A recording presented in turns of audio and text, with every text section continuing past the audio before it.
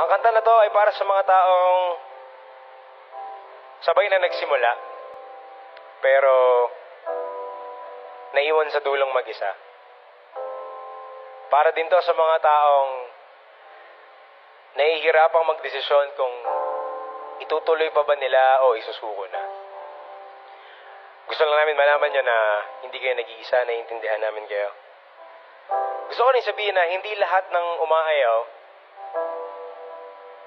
ay dahil mahina sila. Hindi lahat ng unang sumusuko ay dahil pinangarap nilang matalo sa laban ng pagmamahal. Hindi lahat ng unang bumibitaw gusto talagang mang-iwan sa ere.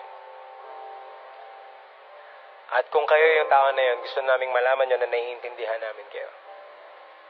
Na kung alam mo na kung saan ang patutunguhan ng relasyon nyo, bakit mo pa nga ba kailangang pahabain pa ang paghihirap na nadadama nyo?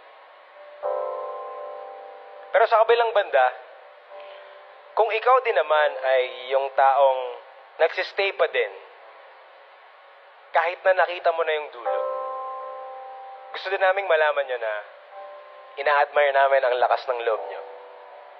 Dahil alam namin na hindi madali na manatili sa ngalan ng pinagsamahan yung dalawa. Pero sabi nga nila, sa dulo, kayo pa rin na magdedesisyon.